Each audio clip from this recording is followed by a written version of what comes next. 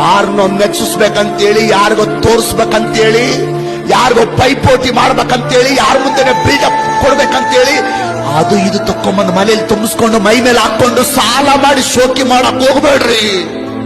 ನೀನ್ ಮನುಷ್ಯರ್ ತೋರ್ಸಕ್ಕೋಸ್ಕರ ಸಾಲ ಮಾಡಿದ್ರೆ ಮನುಷ್ಯರನ್ನು ನೋಡ್ತಾರೆ, ಸಂತೋಷ ಪಡೋರು ಸಂತೋಷ ಪಡ್ತಾರೆ, ಹೊಟ್ಟೆ ಕಿಚ್ಚು ಪಡೋರು ಹೊಟ್ಟೆ ಕಿಚ್ಚು ಪಡ್ತಾರೆ. ಅದರಿಂದ ನಿನಗೇನ್ ಬರ್ತೈತೆ? ನಿನಗೇನ್ ಬರ್ತೈತೆ ಅದರಿಂದ?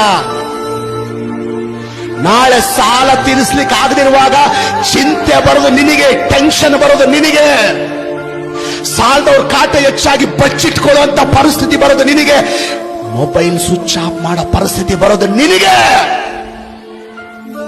ನಿನಗೆ ಸಾಲದವ್ರ ಕಾಟ ತಾಳಾರ್ದೆ ಊರೇ ಬಿಟ್ಟು ಹೋಗುವಂತ ಪರಿಸ್ಥಿತಿ ಬರೋದು ನಿನಗೆ. ಕೊನೆಗೂ ಸಾಲದವ್ರ ಟಾರ್ಚರ್ ತಾಳಾರ್ದೆ ಆತ್ಮಹತ್ಯೆ ಗುರಿಯಾಗಿ ಲೋಕನೇ ಬಿಟ್ಟು ಹೋಗುವಂತ ಪರಿಸ್ಥಿತಿ ಬರೋದು ನಿನಗೆ. ಅದಕ್ಕೋಸ್ಕರ ದೇವ್ರ ಮಕ್ಕಳು ಎಂತ ಪರಿಸ್ಥಿತಿಯಲ್ಲಿ ಕೂಡ ಸಾಲ ಮಾಡಬೇಡ್ರಿ, ಸಾಲ ತಕ್ಕೋಬೇಡ್ರಿ, ಸಾಲ ಕೊಡ್ಬೇಡ್ರಿ, ಸಾಲ ಕೊಡಿಸ್ಬೇಡ್ರಿ.